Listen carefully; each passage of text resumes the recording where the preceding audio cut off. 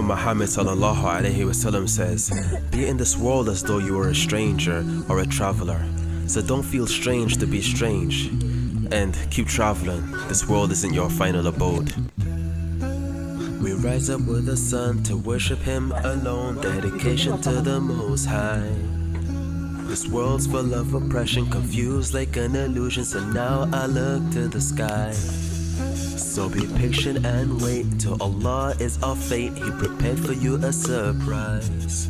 So let's strive with purpose. In the end it will be worth it. Be rewarded with paradise. Cause we're going home. We're going home. We're going home. We're going home. Cause we're going home. We're going home. We're